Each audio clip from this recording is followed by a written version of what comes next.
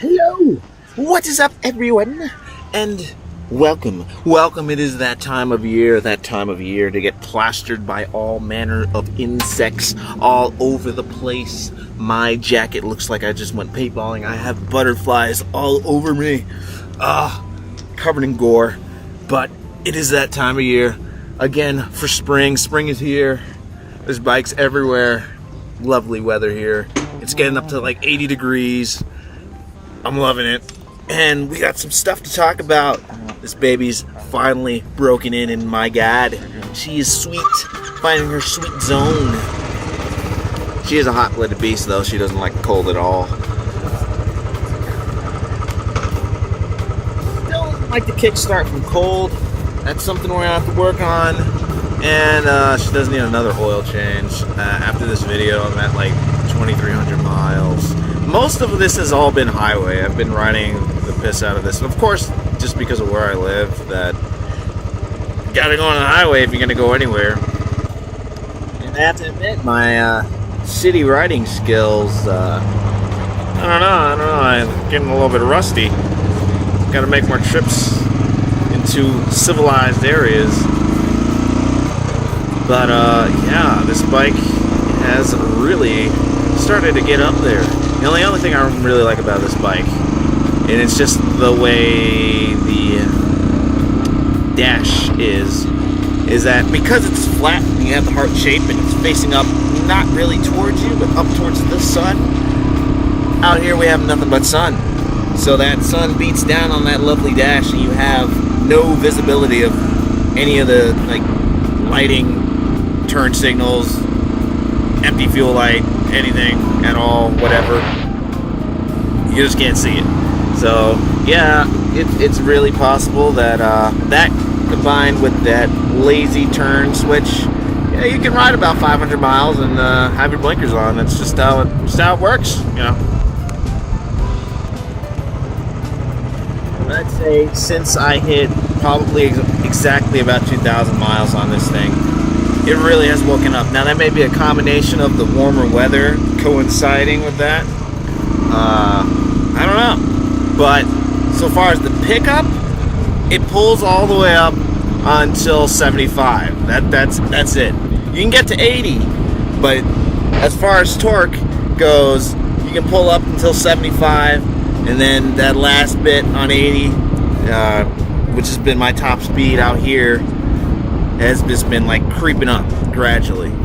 So just keep that in mind. That's probably not an issue on the East Coast, since most of the roads, the highways out there are like 65. Same on the California and whatnot. But anywhere in between, man, this bike will do it. This bike will do it. You can go places on this bike. Don't be afraid of it. It's 500. That said, you do have to plan accordingly for its limitations. So plan your passing very carefully.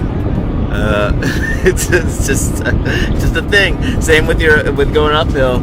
Prepared, especially out here, man. These winds, man, in these mountains. I'm getting up like 60 when I'm crawling up one of these mountains in full freaking 20 mile per hour winds and stuff like that.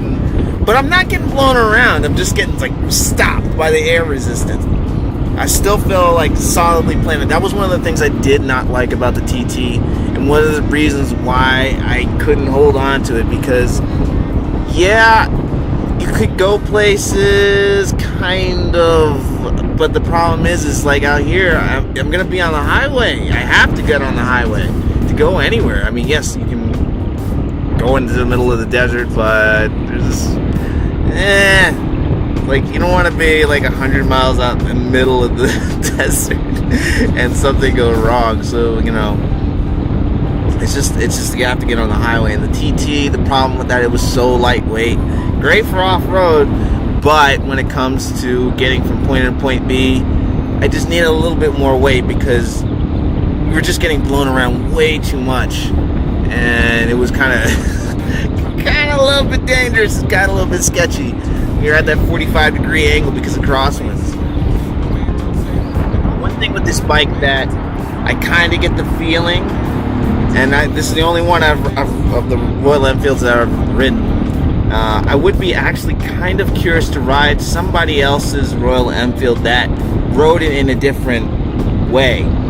Because this bike has lived on the highway, I just get the feeling from this bike that this bike will put in, you know, it will respond how you ride it. If you ride it, you know, at, you know, low speeds and low revs and stuff like that, it's going to be buttery smooth eventually, and then you'll start getting really buzzy at highway speeds. This, since most of it has been its life on the highway so far, and you know, it's only like 2,200 miles on this thing, it's buttery smooth on the highway now. You still get a little vibrations, I'd say, in that mid-tier, like third, fourth, somewhere around there. Low speed, first and second gear are fine, but it's just that mid-speed, mid-gear range that's a little bit still vibey. But now that she is broken in, you can finally start exploring the desert a bit more. There's only like a few mods I want to do to this. I just want to put some of the crash guards on the side. That's it. But right now, my freaking attention is being sucked into the Goldwing just because it's there. And the Goldwing, man. Alright, so we converted that to single carb. The carb just needs to be tweaked. Alright, manifold, that whole PVC thing worked out perfectly well. I still went with a steel manifold, but does mostly because of like heating issues and like come the colder weather and stuff like that. I don't want to be up in the mountains and have any icing and all that good stuff. But it's this carb, man. This carb.